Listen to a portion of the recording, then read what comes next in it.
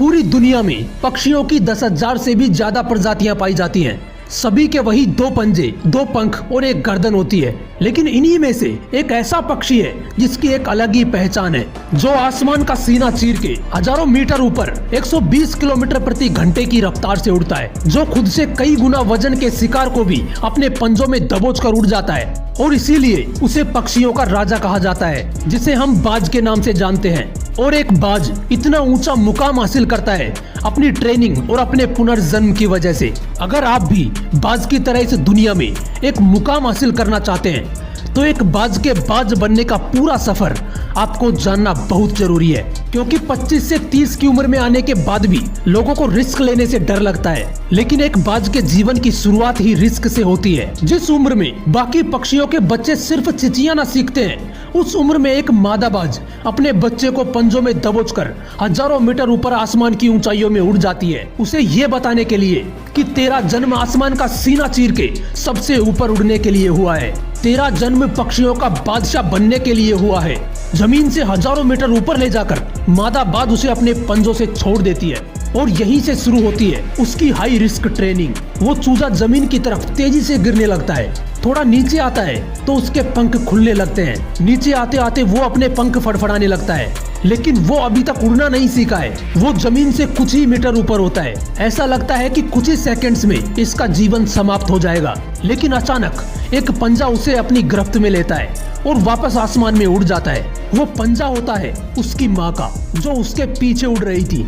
उसकी ये ट्रेनिंग तब तक चलती रहती है जब तक वो उड़ना नहीं सीख जाता। इतनी हाई रिस्क ट्रेनिंग होने के बाद इस दुनिया को एक बाज मिलता है। बारिश के वक्त जब सारे पक्षी आश्रय की तलाश करते हैं, तब यही बाज बादलों से ऊपर उड़ता है। एक बाज की उम्र लगभग 70 साल होती है। जब वह 40 साल का होता है तो एक परेशानी उसकी जिंदगी में मौत बनकर आती है, जो आपके परेशानियों की तुलना में बहुत बड़ी होती है। क्योंकि 40 साल की उम्र में बाज की चोंच इतनी मुड़ जाती है कि उसे शिकार निगलने में बहुत परेशानी होती है। उसके पंख भारी हो जाते हैं, छाती से चिपकने लगते हैं, जिससे उड़ना बहुत मुश्किल हो जाता है। उसके पंजे लंबे और लचीले हो जाते हैं, जिससे वो शिकार को सही से नहीं पकड़ पाता। अब उस बाज के पास सिर्फ 3 रास्ते होते हैं। पहला, वो अपना शरीर त्याग सकता है। दूसरा, गिद्ध की तरह छोड़े हुए भोजन पर निर्भर हो जाए।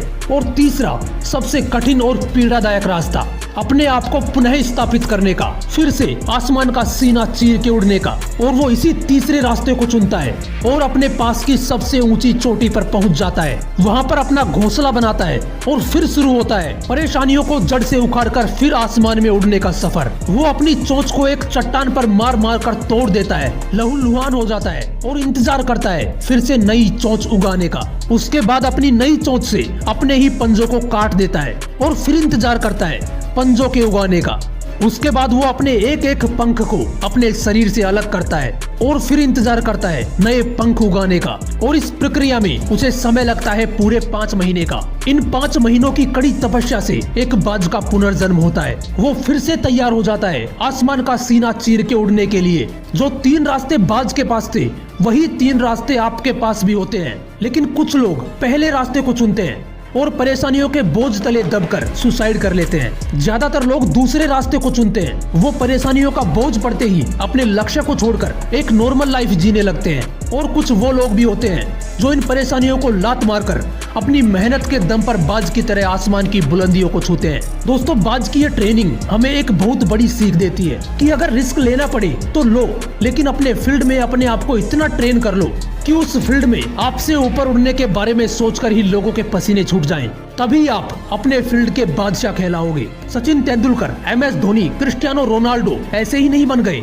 इन्होंने सबसे पहले ट्रेन किया अपने आप को, फिर इतनी ज्यादा मेहनत करी कि इन्होंने अपने फील्ड में सबकी फाड़ के रख दी। इसलिए एक बाज की तरह बनो। जय हिंद, वंदे मातरम।